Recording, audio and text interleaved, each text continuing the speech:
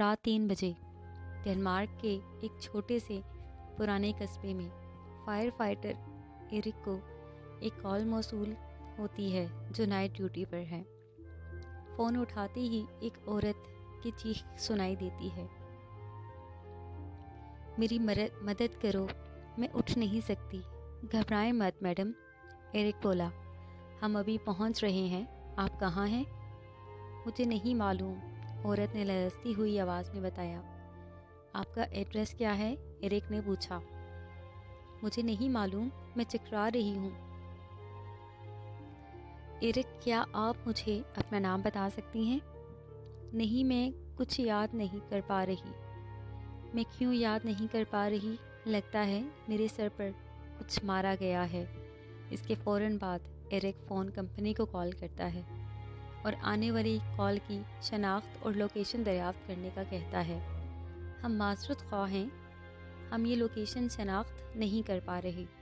دوسری طرف سے فون آپریٹر جواب دیتا ہے۔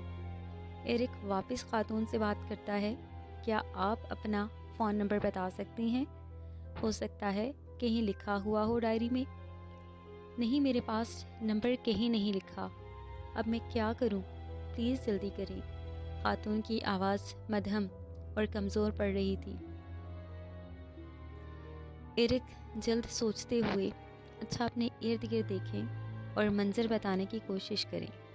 خاتون، میرے گھر میں ایک کھڑکی روشن ہے، گلی کی طرف ایک گلی میں اسٹریٹ لائٹ ہے۔ ایرک، کھڑکی کس شکل کی ہے؟ مستطیل نما ہے؟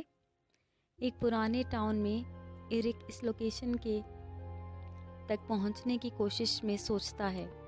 آپ اپنی جگہ پر رہیں، زیادہ مومنٹ مت کریں، ہم آپ کو تلاش کرنے آ رہے ہیں۔ ایرک کو کوئی جواب نہ ملا سوائے زخمی خاتون کی لمبی لمبی سانسوں کے۔ ایک لمحہ سوچے بغیر ایرک نے اپنے کیپٹن کو کال کی، صورتحال بتا کر زیادہ سے زیادہ فائر ٹرک بھیجنے کا مطالبہ کیا۔ یہ بہت بڑا چیلنج اور مشکل ٹارگٹ ہے، لیکن کسی کی جان بچانا ہمارے لیے اولین ترجیح ہے، کیپٹن نے جواب دیا۔ کچھ ہی دیر میں 15 فائر فائٹر ٹرک ٹاؤن میں گلی کے باہر کونے پر پہنچ گئے۔ ایرک نے دوبارہ خاتون کو متوجہ کیا، لیکن اب وہ جواب نہیں دے پا رہی تھی۔ ایرک ابھی بھی اس کی سانسوں کی آواز سن سکتا تھا۔ فون پر ایرک کو فائر ٹرک کا سائرن سنائی دیا۔ اس نے وائرلیس پر ٹرک کو ایک ایک کر کے اپنے سائرن بند کرنے کو بولا۔ فائر ٹرک نے باری باری اپنا سائرن بند کرنا شروع کیا۔ ٹرک نمبر 12 پر پہنچ کر ایرک کو سائرن کی آواز آنا بند ہوئی۔ اس نے دوبارہ ٹرک 12 کو سائرن چلانے کا بولا، یہ اس گھر کے بہت قریب ہے، ایرک چلایا۔ وہ خاتون کی رہائشی بلڈنگ کی گلی میں کامیابی سے پہنچ گیا، لیکن ابھی گھر تلاش کرنے میں کافی وقت تھا۔ اسے سمجھ نہیں آ رہی تھی کہ گھر کیسے تلاش کرے۔ اچانک اس کے ذہن میں خیال آیا۔ اس نے لاؤڈ اسپیکر اٹھایا اور اسٹریٹ لائٹ والوں سے مخاطب ہوا، ہمیں ایک خاتون کی تلاش ہے۔ اسٹریٹ کے لوگوں سے مخاطب ہوتے ہوئے اس نے آواز بلند میں بولا، مصیبت میں ہے وہ خاتون، اسے ہماری ضرورت ہے، مجھے معلوم ہے وہ یہاں قریب ہی ہے، اس کے کمرے کی لائٹ آن ہے، پلیز آپ لوگ اپنے گھر کی لائٹس آف کر دیں۔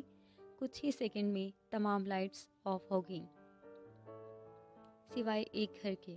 ناقابل یقین ایرک نے کر دکھایا۔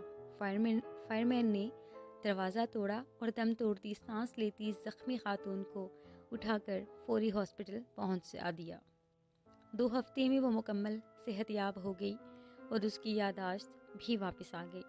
ایرک نے اپنا فرض بغیر ہچکچاہٹ کے نبھانے کی مکمل کوشش کی اور کامیاب ہوا۔ اگر آپ کسی کام کی ٹھان لیں اور ہمت نہ ہاریں تو آپ اپنی مہارت اور جذبے سے پہاڑوں کو ہلا سکتے ہیں۔ اگر ہم ایک ٹیم ورک معاشرے کے طور پر اکٹھے ہیں تو ناممکن سی صورتحال سے بھی کسی کی بھی مدد کر سکتے ہیں۔